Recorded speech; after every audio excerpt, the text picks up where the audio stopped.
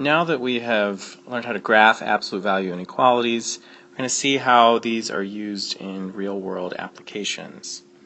So if you look at example 1, we're going to look at a couple examples and then I'll summarize how to approach these problems for doing the practice.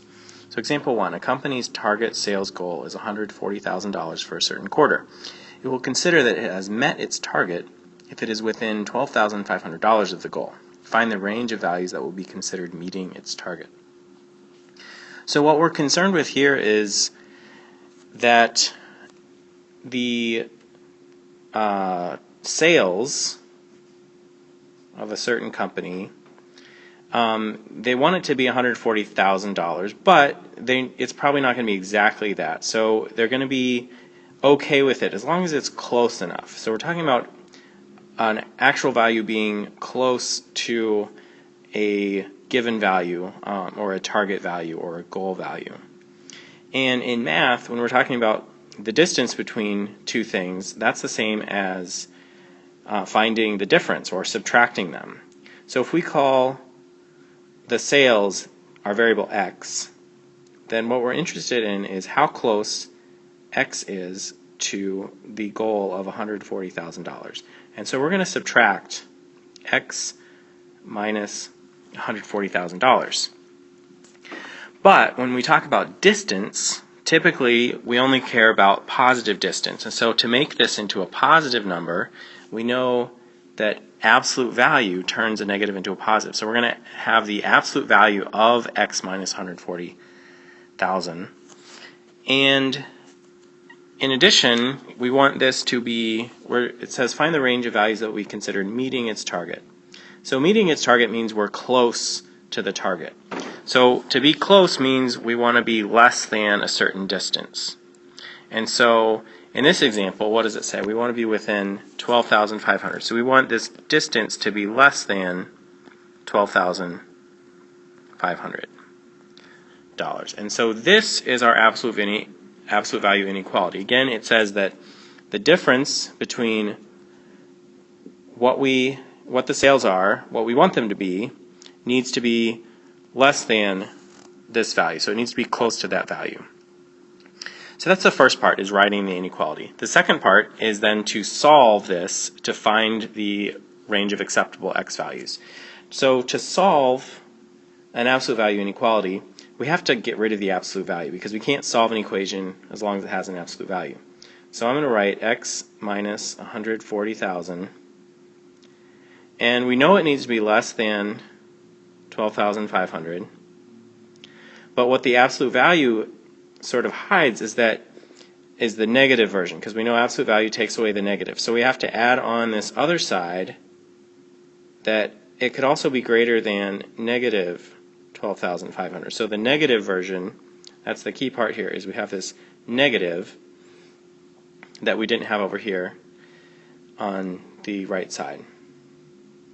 So then once we have that set up, to solve it, we just have to get the x all by itself in the middle. And so if we consider there are sort of three sections here, the middle, the left, and the right, to get the x alone, we have to get rid of the negative 140,000. So I'm going to add that. I'm also going to add the 0 that I left off earlier. And so when I add 140,000 to negative 140,000, that goes away because that's 0. But to keep the relationship true, I need to add 140,000 over here on the right, and I need to add 140,000 over here on the left. And so then what happens is in the middle, it's just x left by itself. And then on the left, negative 12,500 plus 140,000 gives me 127,500. So then I keep this inequality less than, so $127,500 less than x, which must be less than 140,000 plus 12,500 would be 152,500. And so after this, I see that x needs to be in between those two values. And so that makes sense because, again, we're trying to get X to be close to $140,000, and we see that it's right in that range of values. Okay, so then the second type is example 2. And example 2, it says the ideal weight of an iPhone 10 is 6.140 ounces. So when an iPhone factory is making an iPhone, it wants it to weigh a certain amount, right? It's advertised to be a certain weight. People buy phones based on size and weight, and so that needs to be consistent. But things happen in the process of manufacturing it, and so this weight could be slightly different. And so this next sentence says this weight can vary by 0.002 ounces. And anything outside that range is considered defective. If it's too heavy, it's defective. If it's too light, it's defective. And so again, we want to find the range of weights for defective iPhone 10s. So again, we start with the same thing. We want the difference between our actual weight of the iPhone and what it's supposed to be, 6.140. We want the absolute value of that difference to be, well, we want it to be close to 6.14, but if we're trying to find the defective ones, then those are going to be the ones that are far away from what it's supposed to be. And so now, instead of less than, we're going to use greater than. This is saying the distance between our actual weight and what's supposed to be is greater than this sort of maximum distance allowed. And so then this is going to give us the defective iPhones. And so then to solve this, because our inequality has changed from less than to greater than, we actually have to consider two separate inequalities. The first possibility is that this difference is, clean that up, is too big. Okay? So the difference could be too heavy. So I have this inequality, x minus 6.14 is greater than. But there's another possibility. So we add an or. Or this difference could be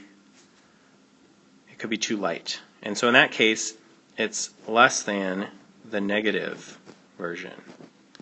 So like before, I use the same number, in this case 0.002, but in this case I use the negative version. And so then I'm going to solve these separately. So the left one, I just need to add 6.140 on both sides.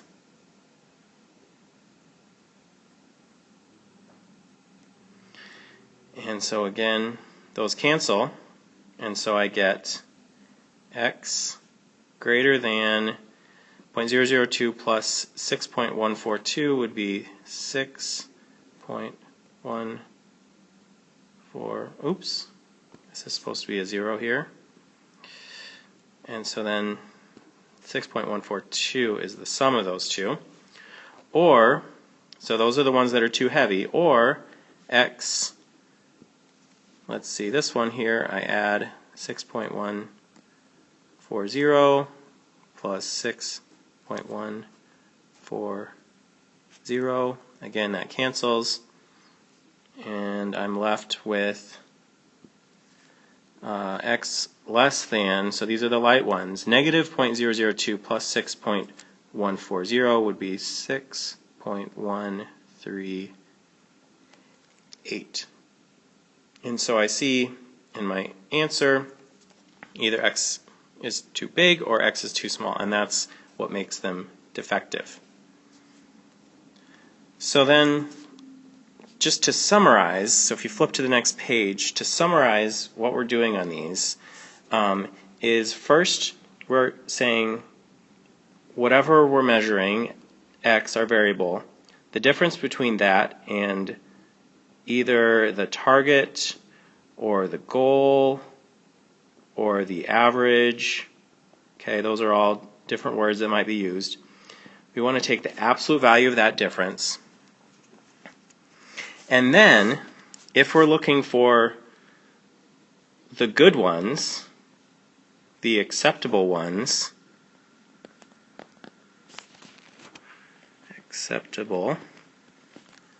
then we're using less than, okay?